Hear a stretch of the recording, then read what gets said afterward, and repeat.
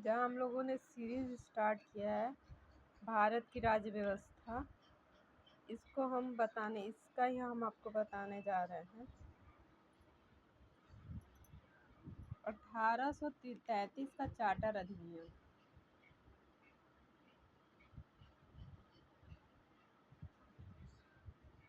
British Bharat के केंद्रीय की दिशा में यह अधिनियम निर्णायक कदम था।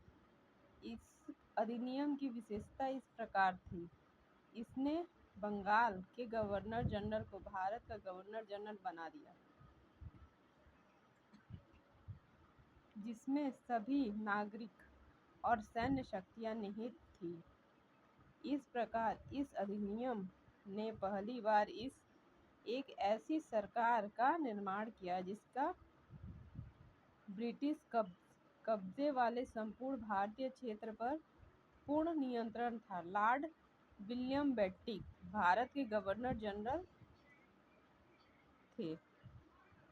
जो लॉर्ड बेंटिक थे वो भारत के प्रथम गवर्नर जनरल थे। इसमें मद्रास और बम्बई के गवर्नरों का विधायिका संबंधी शक्तियां से वंचित कर दिया गया। इनमें मद्रास और जो बम्बई के गवर्नर जनरल थे उनको विधायिका संबंधित शक्तियों से वंचित कर दिया था। भारत के गवर्नर जनरल को पूरे ब्रिटिश भारत के विधायिका के अनियमित अधिकार प्रदान कर दिए गए। इसके अंतर्गत पहले बनाए गए कानूनों को निर्णायक कानून कहा गया और नए कानून के तहत बने कानूनों को एक्ट का अधिनियम कहा गया। तीसरा इसमें बदलाव किया गया था, ईस्ट इंडिया कंपनी की एक व्यापारिक निकाय के रूप में की जाने वाली गतिविधियों को समाप्त कर दिया गया। अब यह विशुद्ध रूप से प्रशासनिक निकाय बन गया। इसके तहत कंपनी के अधिकार वाले क्षेत्र ब्रिटिश सरकार और उनके उत्तराधिकारियों के विश्वास के तहत ही कब्जे में रह गए। चौथा इसमें बदलाव हुआ था, चार्टर एक्ट 1833 ने सिविल सेवकों के चयन के लिए खुली प्रतियोगिता का आयोजन शुरू करने का प्रयास किया। इसमें कहा गया कि कंपनी में भारतीयों को किसी पद, कार्यालय और रोजगार को हासिल करने से वंचित नहीं किया जाएगा। हालांकि बोर्ड ऑफ डायरेक्टर्स के विरोध के कारण इस प्रावधान को समाप्त कर दिया गया था। इसमें बदलाव किए गए थे 4, जैसा कि आप देख पा रहे हैं। 1853 का ये एक्ट था।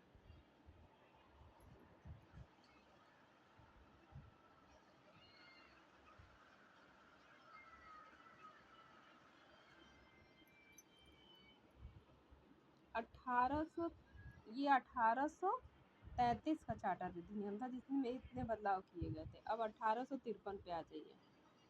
1853 का चार्टर अधिनियम 1700 से 1793 से 1853 के दौरान ब्रिटिश संसद द्वारा पारित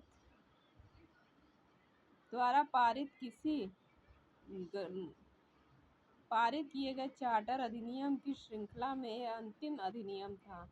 संवैधानिक विकास की दृष्टि से यह अधिनियम एक महत्वपूर्ण अधिनियम था। इस अधिनियम की विशेषता यह इस प्रकार थी, इसमें पहली बार गवर्नर जनरल की परिषद के विधायी एवं प्रशासनिक कार्यों को अलग कर दिया गया। ये इनका पहला सुधार है। इसके तहत ये सब यहाँ नहीं हो रहा है, ये सब इंडिया में ये सब नहीं हो रहा, ये सब वहाँ की संसद कर रही है, ब्रिटेन की संसद कर रही है। इसके तहत परिषद में 6 नए पार्षद और जोड़े गए। इन्हें विधान पार्षद कहा गया। दूसरे शब्दों में इनमें गवर्नर जनरल के लिए नई विधान परिषद का गठन किया। इसे भारतीय केंद्रीय विधान परिषद कहा गया। परिषद की इस शाखा ने छोटी संसद की तरह कार्य किया। इसमें वही प्रक्रिया अपनाई गई जो ब्रिटिश संसद में अपनाई जाती थी। इस प्रकार विधायिका को पहली बार सरकार के विशेष कार्य के रूप में जाना गया, जिसके लिए विशेष मशीनरी की प्रक्रिया की जरूरत थी। इसमें सिविल सेवकों की भर्ती एवं चयन हेतु खुली प्रतियोगिता व्यवस्था का आरंभ किया गया। ये 1853 का चार्टर एक्ट है, जिसमें सिविल सेवकों को भी भर्ती और चयन का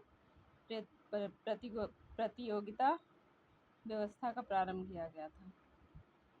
इस प्रकार विशिष्ट सिविल सेवा भारतीय नागरिकों के लिए भी खोल दी गई और इसके लिए 1854 में भारतीय सिविल सेवा के संबंध में मैकाले समिति की नियुक्ति की गई। ये वेरी इंपॉर्टेंट है, आप इस फैक्ट को प्लीज रट लीजिएगा, पूछा जाता है क्वेश्चन। इसमें कंपनी के शासन को विस्तारित कर दिया और भारतीय क्षेत्र को इंग्लैंड राजशाही